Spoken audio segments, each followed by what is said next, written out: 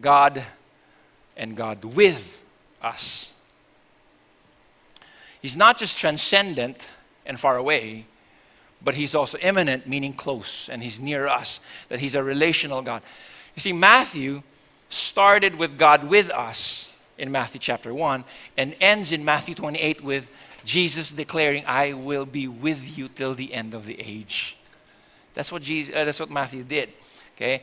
This was a time during intense persecution. He was trying to encourage the early church. Why? Because people were being thrown into the lion's den. People were being thrown into the fire. They were being burned at the stake. They were being thrown into hot boiling oil alive. These were the things that they were going through.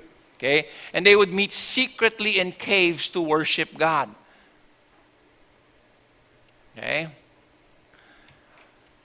But this statement, Emmanuel, God with us, was an encouragement to the church. Because God's presence brings assurance in the midst of trying circumstances. These were persecution, times of persecution. Their question, all right, I told you they would meet in caves. Their question was not, will my friends be in church today? Will I get to fellowship with them? That wasn't the question.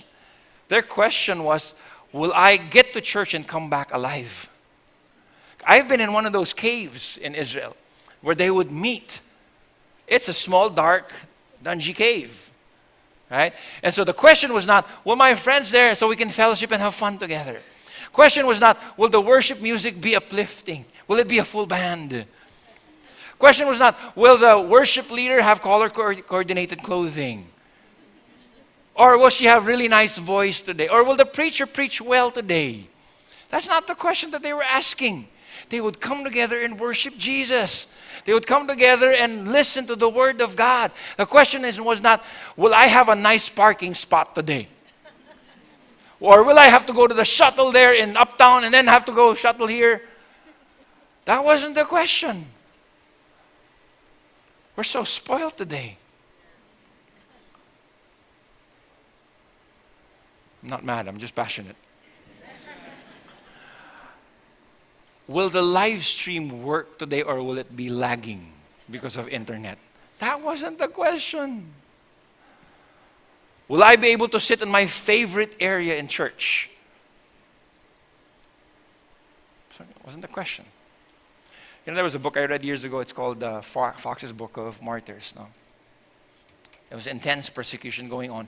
I remember one of the church fathers said it this way. He said, the blood of the martyrs have become the seed of the church. The blood of the martyrs have become the seed of the church. When there's persecution, the church grows. That's what we see in Every Nation China now. Our church there is growing because of persecution. Imagine inviting people to church today and saying, okay, where do I park? Oh no, we're meeting in a cave today. There's no parking there. Where do I sit? On a rock? Or maybe on the floor, on the ground, on the soil. Okay. Will there be aircon? Will it be warm, cold? None of those. Will I see the PowerPoint presentation on an LED screen, Pastor? That wasn't the question. Question. Are you ready to be associated with this offense? Because this claim is offensive. Jesus being God. Jesus being a nice, good, moral teacher sounds more acceptable and palatable today. He's somebody you can quote on Twitter. Acceptable, right? But to declare that He is God and He alone is the way, the truth, and the life, you will sound so narrow, you will sound so intolerant and arrogant, maybe even called a bigot. Are you ready for that? We can't be naive and present the gospel as innocuous placebo that is acceptable to everyone. God with us.